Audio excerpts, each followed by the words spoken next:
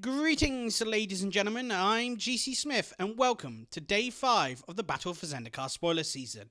And today we've got some rather interesting spoilers. I'm not really sure on quality of all of these cards, but let's take a look at our first one with Prism Network. 5 and a blue for an enchantment with Converge. Prism Network enters the battlefield with a number of Hedron counters equal to the number of colours spent to cast Prism Network, and remove a Hedron counter from Prism Network to tap target creature. And it has another activated ability of Pay Wooburg, so white, blue, black, red, green, Scry 3. In all seriousness, I can't really take this card seriously from a constructed playability standpoint. This card actually reminds me a lot of some of the enchantments we saw in Modern Masters 2015, and really seems like just a purely draft related card. And the fact this is a permanent basically says this has Sunburst, which is interesting to see in some respects. But yeah, I reckon this card will be fairly decent in Limited, assuming there's enough setup and support for a 5-color blue-green deck. So it'll be focused on blue-green, but 5-color to allow you to activate the Scry. And in Limited, paying 5 to Scry 3 will be pretty powerful and help you dig through to all your answers and bombs and synergy within the network of colours. Interesting card, but constructed playable, not really. Limited, even there, it's a bit skeptical, really, actually. I mean, this card screams Limited, but really isn't even that big a bomb in the format. Most likely, you're going to be casting this with 2, maybe 3 colours. So for 5 mana, you get to tap 3 creatures or the same creature 3 times, which I guess is a bit flexible.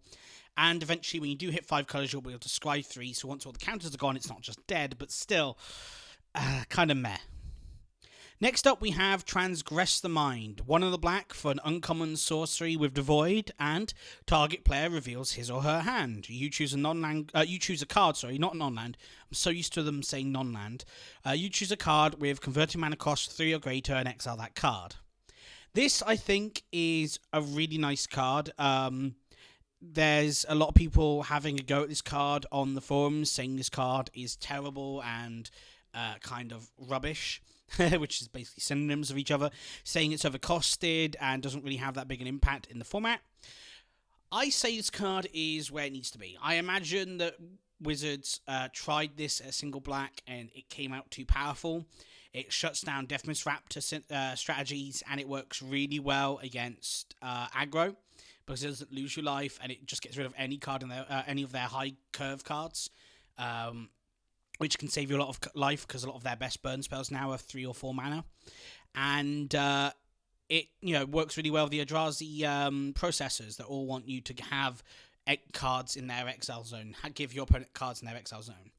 Overall, I think this card will definitely see play. Even if it's not a main board, it's going to be sideboard in so many different decks, including control, but mid-ranged and all that, because it just answers so many threats, gets rid of them from the game, and it fuels your Eldrazi if you run any, which is always nice. Next up, we have March from the Tomb. 3 white-black for a rare sorcery. Return any number of target allied creature cards with total converted mana cost 8 or less from your graveyard to the battlefield. This card is pretty nice. I'm not too sure how playable this card is actually myself, because we have to see what kind of allied deck comes in.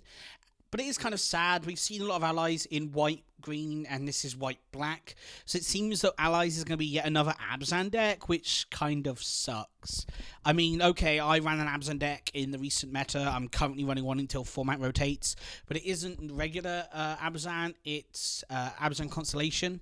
But it still seems to be pretty bad to me that they're making yet another flavour of Abzan.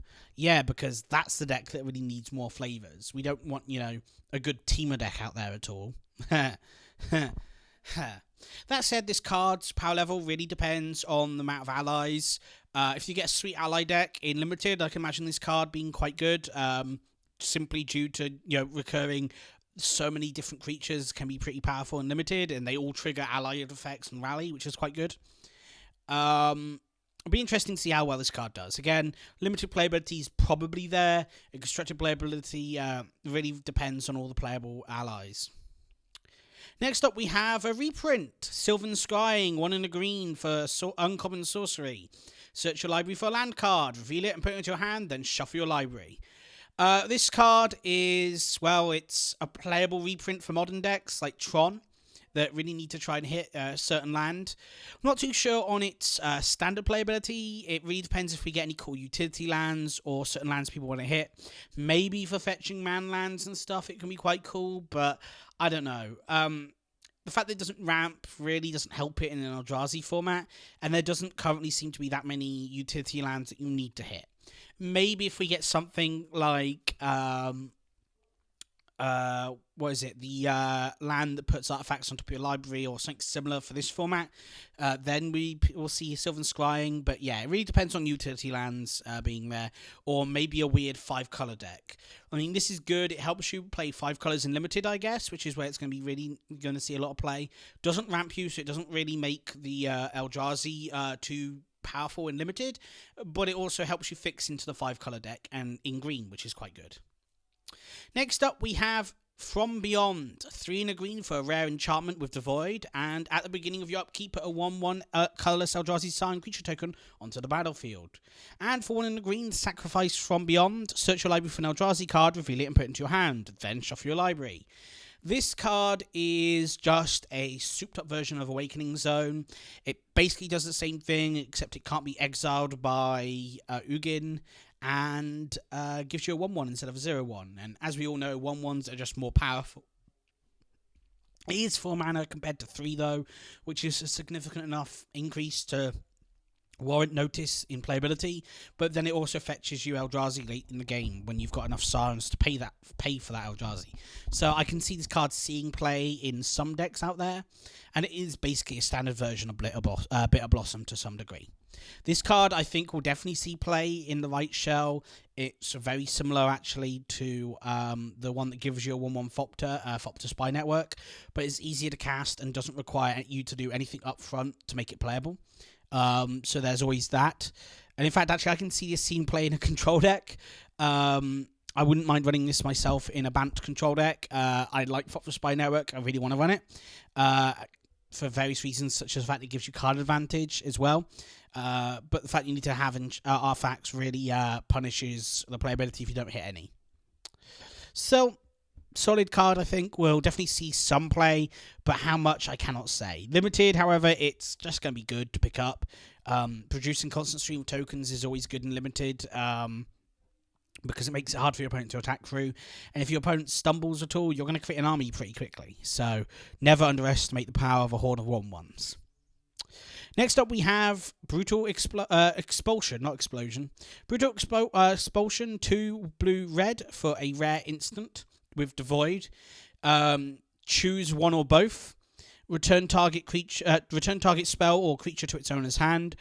And Brutal Expulsion deals 2 damage to target creature or planeswalker. If that permanent would be put into graveyard this turn, exile it instead. This card is really solid, and it is basically a red-blue command in some respects. Certainly, it's only 2 options, and it's pick one or both. But it's a very solid card. It returns cards to your opponent's hand. So while it's not a true counterspell, it's a massive tempo gain that can target non-countable creatures or spells. Imagine this in Modern against... Well, imagine this in the last Standard season when we had Supreme Verdict. This card would have been pretty nasty as a way of countering Supreme Verdict for even just 1 turn, which is sometimes all you needed. Very good card. This will definitely see play if a red-blue deck exists. I can't see them playing and not running something cool like this, but we have to wait and see what happens. And finally, we have a Cohen Firebird, 2 red for a mythic creature Phoenix with flying and haste for a 3/3. A Cohen Firebird attacks each turn if able, and it has landfall. Whenever a land is a battlefield under your control, you may pay 6 for red. If you do, return a Cohen Firebird from your graveyard to the battlefield. This card is pretty solid. It's just really, really good. But unfortunately, I'm not sure how playable it will be in the format. I've said definitely that flyers looks like they're going to be good in the post Battle for Zendikar format. There's not much with reach and not much in the way of flyers, so this card could be pretty solid.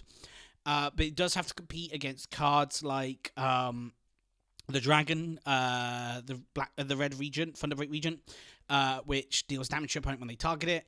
And Exile removal is going to be the key removal spells, I think, of this format, especially with Eldrazi and the synergies involved in that way. There's going to be a lot of people trying to exile your permanents in some fashion.